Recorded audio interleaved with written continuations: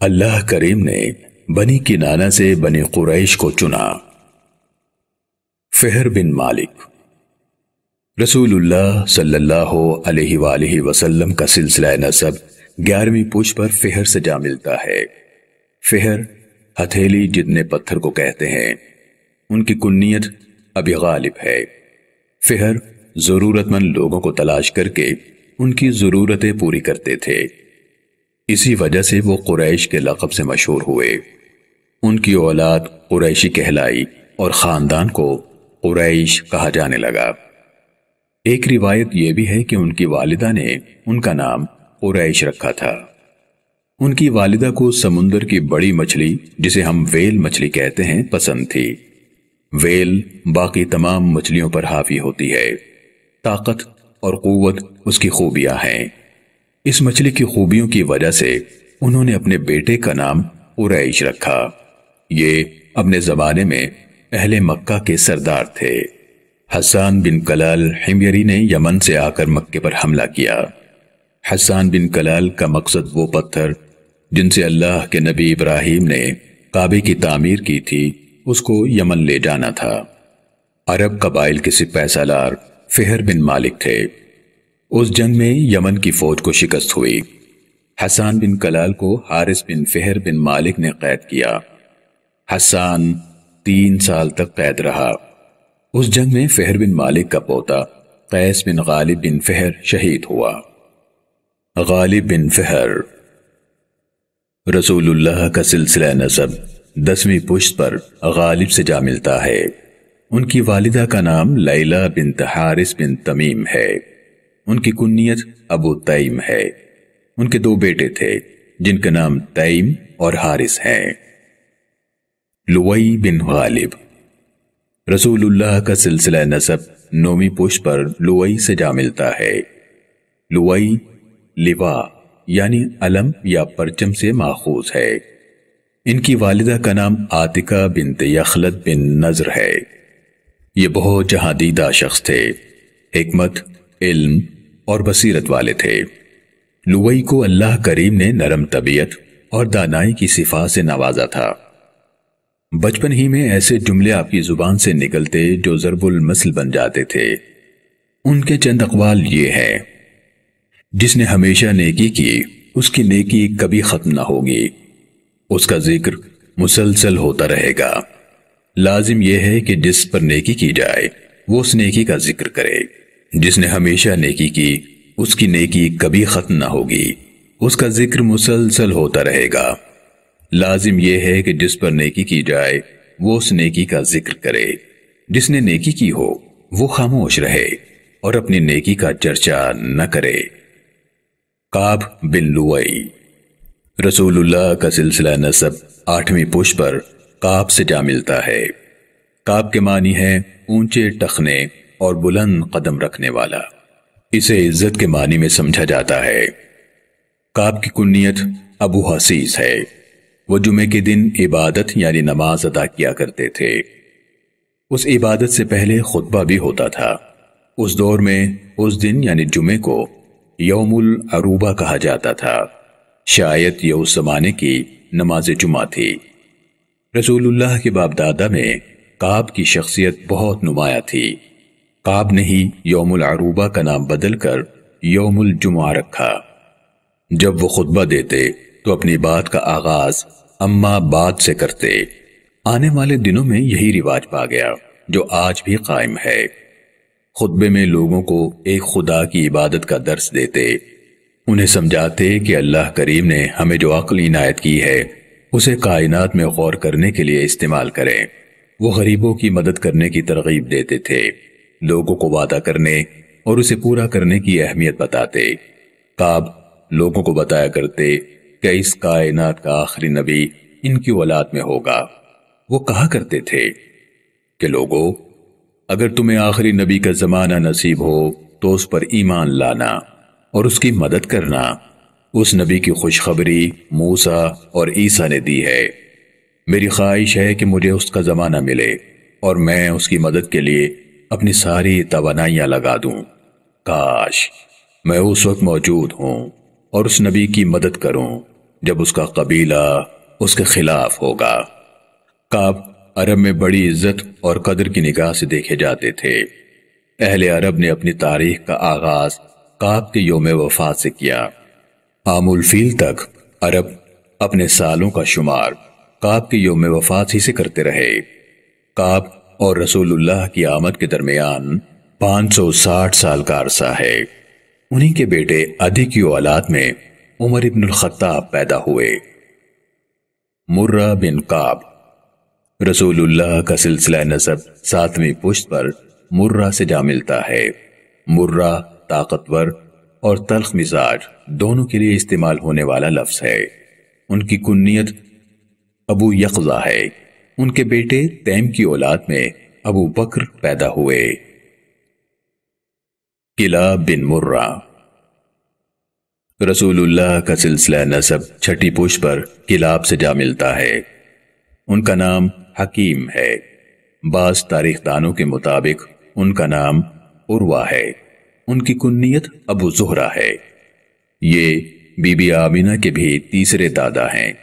ان پر رسول اللہ کے والد عبداللہ اور والدہ بی بی آمینہ کا شجرہ نسب ایک ہی ہو جاتا ہے۔ عربی میں کتے کو کلب کہتے ہیں۔ آپ کتوں کے ساتھ کثرت سے شکار پر جایا کرتے تھے۔ اسی نسبت سے انہیں کلاب یعنی کتے پالنے والا کہا جانے لگا۔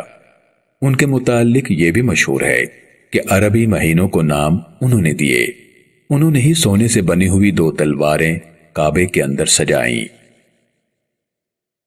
قصی بن کلاب، رسول اللہ کا سلسلہ نسب 5ویں پشت پر قصی سے جا ملتا ہے۔ قصی کے معنی ہے دور سے آیا ہوا۔ قصی کا اصل نام زید ہے۔ آپ رسول اللہ سے 171 سال پہلے 400 عیسوی کے قریب پیدا ہوئے۔ زید ابھی دودھ پیتے بچے تھے کہ ان کے والد کلاب وفات پا گئے۔ عرب میں عورتوں کے لیے بھی دوسری یا تیسری شادی کرنا عام تھا۔ زید کی والدہ فاطمہ بنت سعد نے کلاب کی وفات کے بعد قبیلہ بنی عذرہ کے ربیہ بن حرام سے شادی کر لی۔ ربیہ ان کو لے کر اپنے ملک فلسطین چلے گئے۔ فاطمہ بن سعد اپنے بیٹے زید کو ساتھ ہی لے گئیں، جبکہ بڑا بیٹا زہرہ مکہ میں ہی مقیم رہا۔ زید شاید ساری عمر فلسطین ہی میں رہتے، لیکن جب انہوں نے تیر اندازی میں بنی عذرہ کے نوجوانوں کو ہرایا تو بنی عذرہ کے نوجوانوں نے انہیں مارا پیٹا اور غیر ملکی ہونے کا طعنہ دیا۔ زید نے والدہ سے شکایت کی تو انہوں نے زید کو ان کے باپ دادا کے متعلق تمام تفصیلات بتائیں۔ زید نے واپس مکہ جانے کی ضد کی۔ حج کے مہینوں میں قافلے مکے جایا کرتے تھے۔ ان کی والدہ نے حاجیوں کے قافلے کے ساتھ انہیں مکہ بھیج دیا۔ فاطمہ بنت سعد فلسطین میں ہی مقیم رہیں اور مکے نہ آئیں۔ مکہ آنے پر زید کے رشتہ داروں نے انہیں قصی یعنی دور سے آنے والا کہنا شروع کر دیا۔ اس وقت مکے پر بنی خزاعہ کی حکومت تھی۔ قصی کی شادی بنی خزاعہ کے سردار حلیل بن حبیشہ خزاعی کی بیٹی محبہ بنت حلیل سے ہوئی۔ حلیل اس وقت کعبے کے متولی تھے۔ بنی خزاعہ کے سردار حلیل نے اپنی بیٹی محبہ کے حق میں کعبہ کی دیکھ بھال اور انتظام سے دستبرداری کا اعلان کر دیا۔ جب حلیل کا آخری وقت قریب آیا تو انہوں نے کعبے کی چابی اپنی بیٹی محبہ کے حوالے کر دی۔ محبہ کہنے لگی، نہ تو میں کعبے کا دروازہ کھول سکتی ہوں اور نہ بند کر سکتی ہوں، میں اس چابی کا کیا کروں گی؟ اس طرح یہ چابی اور کعبے کا انتظام قصی کے حوالے ہوا۔ قبیلہ بنی خزاعہ طاقت کے سوا کسی چیز کو نہیں مانتا تھا، اس لیے دونوں قبائل میں لڑائی ہوئی۔ قصی نے اپنی والدہ کے قبیلے کی حمایت حاصل کی۔ ان کے حق میں رومی سلطنت نے بھی مداخلت کی۔ بنی خزاعہ کو مکہ چھوڑنا پڑا اور وہ مکے کے ارد گرد رہنے لگے۔ یہ لڑائی سن 440 عیسوی میں ہوئی۔ اس وقت قصی کی عمر تقریباً 40 سال تھی۔ اس طرح تقریباً 450 سال بعد مکے کی حکمرانی اور کعبے کی دیکھ بھال بنی اسماعیل کے پاس واپس آ گئی۔ قصی اب مکے کے سردار تھے۔ قصی بھی جمعے کے دن اپنی قوم کو جمع کرتے اور واعظ و نصیحت کرتے۔ وہ بھی آخری نبی کے آنے کی بشارت دیا کرتے تھے۔ وہ یہ بھی کہا کرتے تھے، جب وہ نبی آئے تو بغیر کسی پس و پیش اس نبی کی پیروی کرنا۔ قصی ایک بہترین منتظم اور انقلابی رہنما تھے۔ قصی سے پہلے مکے کے لوگ خیموں میں رہا کرتے تھے۔ انہوں نے لوگوں کو اجازت دی کہ وہ پتھر اور اینٹ کے گھر بنائے۔ گھر بناتے ہوئے انہوں نے کعبے کے طواف کے لیے کافی جگہ خالی چھوڑی۔ انہوں نے مکے کو ایک شہر کی شکل دی۔ ان کے دور میں مکے کو خوشحالی نصیب ہوئی۔ قصی ہی نے ضرورت کے تحت درخت کاٹنے کی اجازت بھی دی۔ اس سے پہلے مکے میں درخت کاٹنا منحوس خیال کیا جاتا تھا۔ اس وقت تک ابراہیم کی بنائی ہوئی بیت اللہ کی عمارت کافی کمزور ہو چکی تھی۔ قصی نے اس کو گرا کر نئی تعمیر کروائی۔ ان سب باتوں سے قصی کی خوبیوں اور صلاحیتوں کا اندازہ ہوتا ہے۔ انہوں نے مکے میں انتظامی طور پر عہدے قائم کیے۔ یہ عہدے یوں تھے: سقایا، رفادہ، حجابہ، لواء، امارہ اور ندوہ۔ ان عہدوں کی تفصیل کچھ یوں ہے۔ سقایا، یہ مکے میں آنے جانے والے حاجیوں کو پانی پلانے کی ذمہ داری تھی۔ بنی خزاعہ اور بنی اسماعیل سے جنگ ہار کر بنی جرہم نے مکہ چھوڑنے سے پہلے زمزم کا چشمہ بند کر دیا تھا اور اس کا نشان بھی مٹا دیا تھا۔ زمزم کا چشمہ پانی کے لیے دستیاب نہیں تھا، جس کی وجہ سے پانی کا انتظام کافی مشکل تھا۔ حاجیوں کے لیے پانی بہت دور سے لانا پڑتا تھا۔ تاریخ دان بلازری کے مطابق قصی نے مکہ میں پانی کا کنواں بھی کھدوایا۔ یہ قصی ہی تھے جنہوں نے حج کے دنوں میں مینا اور مزدلفہ، جسے مشعر الحرام بھی کہا جاتا ہے، اس میں رات کو چراغ روشن کرنے کی روایت قائم کی۔ قصی نے ایام حج کے لیے چمڑے کے تالاب بنوائے تاکہ حاجیوں کو کعبے کے صحن میں ہی پانی دستیاب ہو۔ اس پانی کو خوش ذائقہ بنانے کے لیے کشمش ڈالی جاتی تھی۔ رفادہ، قصی نے مکے کے لوگوں کو سمجھایا کہ کعبے کی زیارت کے لیے حاجی نہ جانے کہاں کہاں سے آتے ہیں، ان کی میزبانی ہمارا فرض ہے۔ انہوں نے مکے میں رفادہ کے نام سے شہری ٹیکس عائد کیا۔ اس ٹیکس کا مقصد عرب میں عمرہ اور حج کے لیے آنے والوں کی مدد اور مکے میں آنے والے حاجیوں کے کھانے اور دوسری سہولیات کے انتظامات کی ذمہ داری کو پورا کرنا شامل تھا۔ حجابہ، یہ کعبے کے کلید بردار کا عہدہ تھا۔ اگر کوئی کعبے کے اندر جانا چاہتا تو اسے کلید بردار سے اجازت لینا ضروری تھا۔ کعبے کے متعلق باقی تمام ذمہ داریاں بھی اسی کے پاس تھیں۔ لواء، یہ عہدہ علم برداری کا تھا۔ علم بردار کی عرب میں ہمیشہ سے بہت اہمیت رہی ہے۔ امارہ، یہ لشکر کی قیادت کا منصب تھا۔ یوں کہہ لیجئے کہ فوجی طاقت اس عہدیدار کے پاس تھی۔ ندوہ، قصی نے مکے میں ایک مجلس قائم کی جس کا نام دار الندوہ رکھا گیا۔ اس مجلس کو غور و فکر اور مسائل کے حل کے لیے بنایا گیا تھا۔ اس مجلس میں شرکت کے لیے کم از کم عمر 40 سال ہونا ضروری تھا۔ یہی مقدمات کے فیصلے ہوتے اور شادی بیاہ کے مسائل بھی حل کیے جاتے تھے۔ اسے سمجھنے کے لیے ہم اسے پنچایت یا جرگہ بھی کہہ سکتے ہیں۔ تمام عہدے قصی کے پاس ہی تھے۔ لوگ ان کو بڑی عزت اور قدر کی نگاہ سے دیکھتے تھے۔ قصی کے سب سے بڑے بیٹے کا نام عبدالدار تھا۔ جب قصی بوڑھے ہو گئے تو تمام عہدے عبدالدار کو منتقل ہو گئے۔ بعد میں یہ عہدے عبدالدار کی اولاد کے پاس آ گئے۔ قصی کے چند اقوال یوں ہیں: جس کی اصلاح عزت و تکریم سے نہیں ہوتی، ذلت و رسوائی اس کی اصلاح کر دیتی ہے۔ جس نے کسی بری چیز کو اچھا سمجھا وہ اسی برائی کے حوالے کر دیا گیا۔ جس نے اپنے حق سے زیادہ طلب کیا وہ محرومی کا حقدار ہے، اور حاسد چھپا ہوا دشمن ہے۔ عبد مناف بن قصی، رسول اللہ کا سلسلہ نسب چوتھی پشت پر عبد مناف سے جا ملتا ہے۔ عبد مناف کا اصل نام مغیرہ ہے۔ عبد مناف نے خارجہ معاملات پر توجہ دی۔ انہوں نے شام، فلسطین، رومی سلطنت کے علاوہ ارد گرد کے علاقوں سے سفارتی تعلقات قائم کیے اور تجارت کے لیے نئی راہیں کھولیں۔ عبد مناف کے بیٹے اہلیت میں اپنے چچا عبد الدار کے بیٹوں سے بہتر تھے۔ اسی وجہ سے عبد مناف کے بیٹوں نے انتظامی عہدے اپنے لیے لینا چاہے۔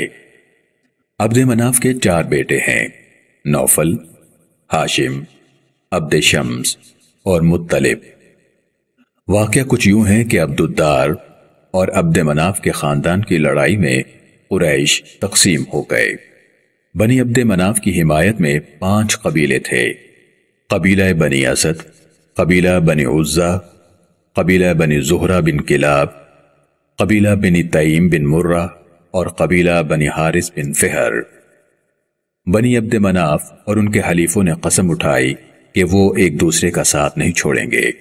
ایک دوسرے سے اظہار یکجہتی کے لیے حرم کعبہ میں خوشبو سے بھرے پیالے میں انگلیاں ڈبو کر کعبے کی دیوار پر لگائیں اور معاہدہ کیا۔ یہ 5 قبیلے اس وجہ سے مطیبین یعنی خوشبو والے کہلائے، جبکہ بنی عبد الدار کی حمایت میں 4 قبیلے تھے: قبیلہ بنی مخزوم، قبیلہ بنی سہم، قبیلہ بنی جمح اور قبیلہ بنی عدی بن کعب۔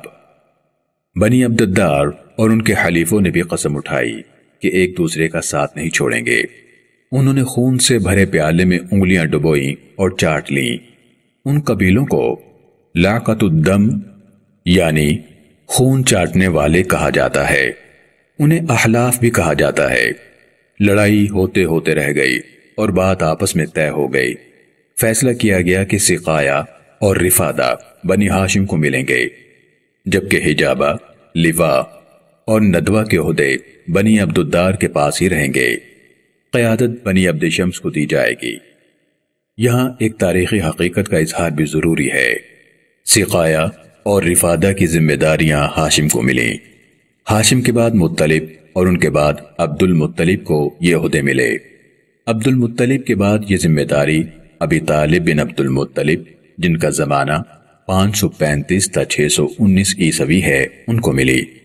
ابی طالب نے اپنی زندگی ہی میں یہ ذمہ داری اپنے بھائی عباس بن عبد المطلب، جن کا زمانہ 568 تا 624 عیسوی ہے، ان کے حوالے کر دی۔ دوسری طرف قیادت عبد شمس سے اس کے بیٹے امیہ، جن کی اولاد کو بنی امیہ کہا جاتا ہے، ان کو ملی۔ امیہ کے بعد حرب اور حرب کے بعد ابو سفیان بن حرب کو ملی۔ یہی وجہ ہے کہ غزوہ احد اور غزوہ خندق میں ابو سفیان ہی ان کا سپہ سالار تھا۔ ابو سفیان غزوہ بدر میں شریک نہ ہوا۔ اسی قبیلے سے عتبہ بن ربیعہ بن عبد شمس، جس کا زمانہ 567 تا 624 عیسوی ہے، غزوہ بدر میں سپہ سالار تھا۔ قبیلہ بنی قریش اور اس کی شاخیں کچھ یوں ہیں: بنی حارث، بنی محارب، بنی غالب، بنی جمح، بنی سہم، بنی عامر، بنی عدی، بنی مخزوم، بنی تیم، بنی کلاب، بنی زہرہ، بنی اسد، بنی ہاشم اور بنی امیہ۔